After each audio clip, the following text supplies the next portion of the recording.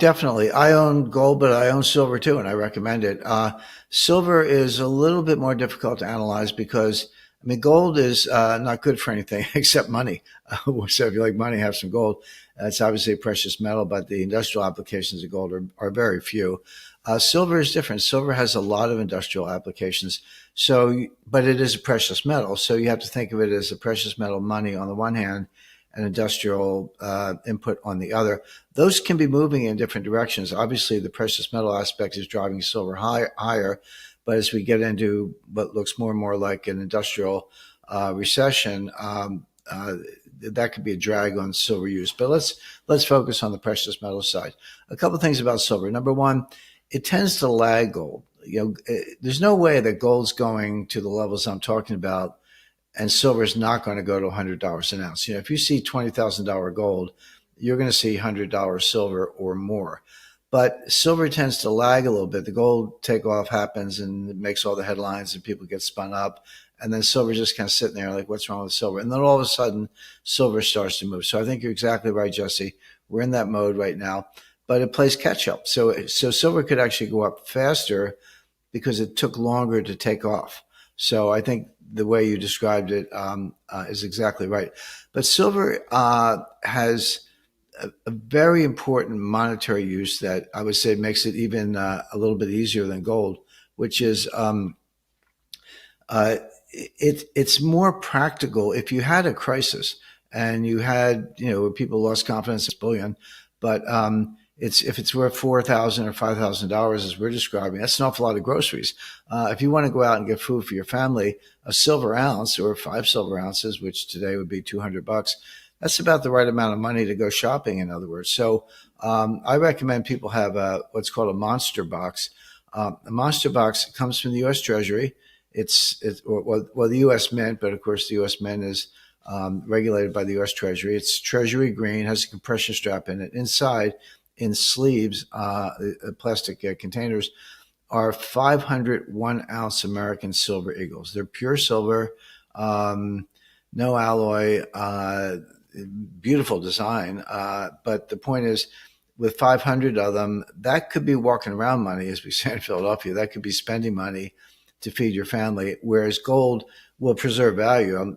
By all means, have gold, very valuable form of property, but gold could almost be too expensive in terms of trying to spend it on the street. But silver, when I was a kid, even a young adult, we had silver dollars were common. At least be on your 21st birthday, some aunt or uncle would give you 21 silver dollars. It cost $21. Today that would be what, $800 worth of silver or more. As silver's taking off, it's lagging gold, but it's going to catch up. It's going to do very well, and it's also a very practical metal to have for basically spending purposes.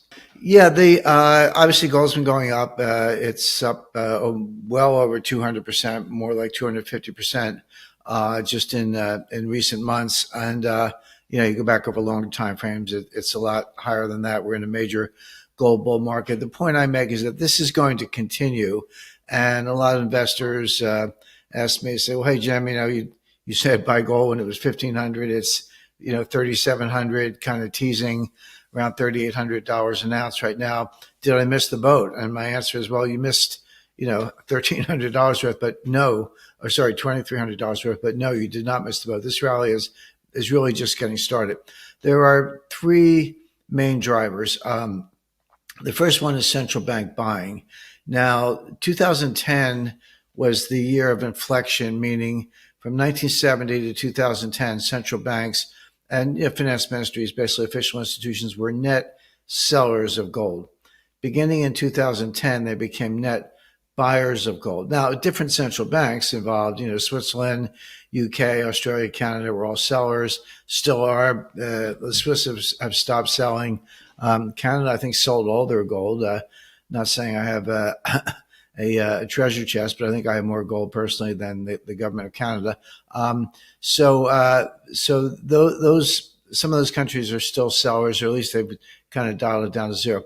The buyers are new. They're Russia, China, India, Japan, believe it or not, Turkey, Iran. Iran's not transparent, but there's a whole set of buyers out there. Vietnam, for its size, is buying a lot of gold, and they continue to do so. Now, central banks, to be clear, they're very savvy buyers. They're not going to drive the market a lot higher by themselves, and they don't want to. If you were a buyer, why would you want the price to go up a lot? You'd say, "Hey, I'm still buying, so I just as soon keep it low for a period of time."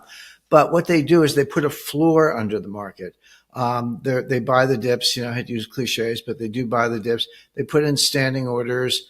Russia for a long time was sort of 10 tons a month. Put in the orders with dealers in London. They don't want to disrupt the market, et cetera. But if you're an investor in gold, if you're any an individual, everyday American, or hedge fund, or whatever, and you're interested, you have limited downside because the central banks are putting in a floor, but unlimited upside for reasons we'll talk about. So that's what I call an asymmetric trade. It's a very nice trade. The second reason is, good old fashioned supply and demand. You learn in your first week of economics courses.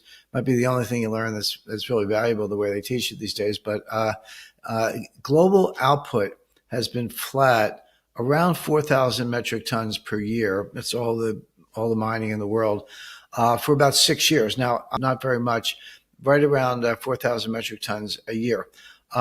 So if you have constant supply, which we have, and increasing demand, which we do, that means the price goes up. It's just, limited, flat supply, increasing demand, price goes up. It's pretty much that simple.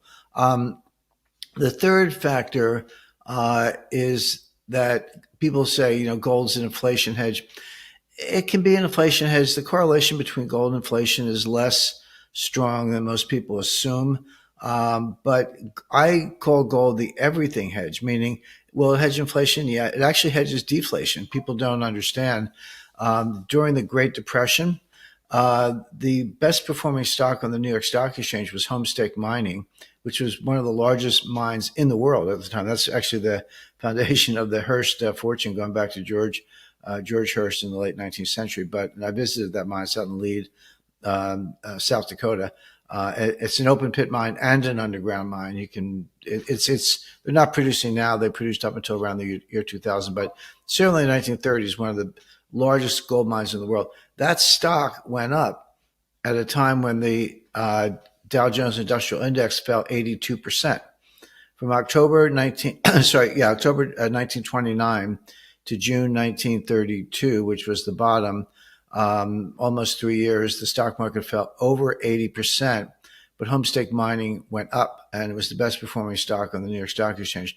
Gold itself went up 75% during the Great Depression. It went from $20.67 an ounce to $35 an ounce, which measured in dollars, that's a 7% increase during the greatest sustained period of deflation in U.S. history.